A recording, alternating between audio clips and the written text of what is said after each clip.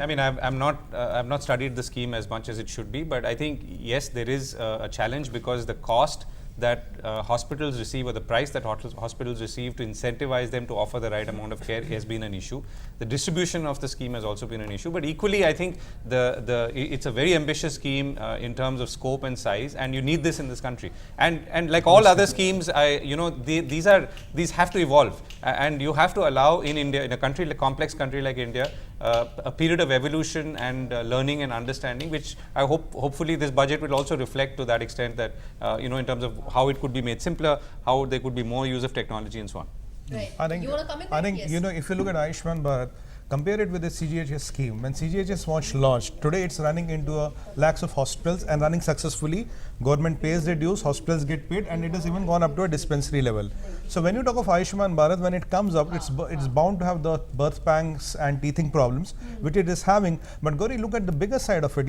How does a poor man in India still believe there is a government who is caring for him, and he does not have to queue up at a ESI hospital or put his stakes there, and now he can go to any of the hospital. He has a good amount of money. 5 lakh rupees is a good amount of money which is available for him or her to take care of the family. It's a very bold step, and let's not forget, Ayushman Bharat is the biggest health insurance scheme or health wellness scheme of the whole of the world. All right. So it's bound to have challenges. Let me rope in Naseer Salim here as well. Let me rope in Naseer Salim as well. And in fact, let me just take some of those questions that are coming on our YouTube platform as well. If Mr. Ashok Sridharan is watching us, then we are taking some of his questions.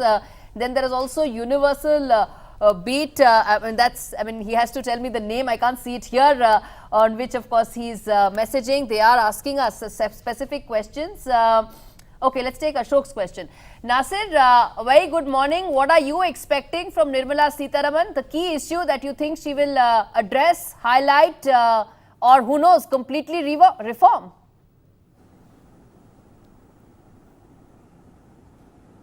Good morning, Gauri.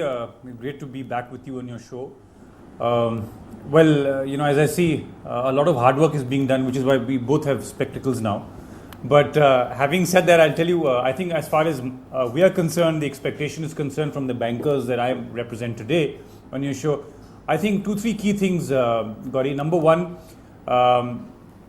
we are actually currently facing a twin challenge in the economy. Lowest saving rates coupled with lowest consumption.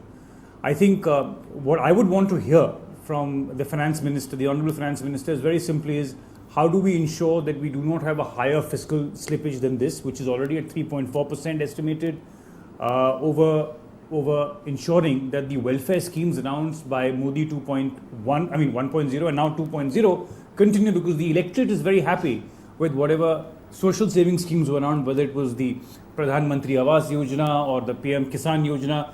All of these have actually bellwethered into a great mandate for the Bharatiya Janata Party, for example, in this term, and therefore it's a big challenge. So we need to look at a lot of fiscal prudence.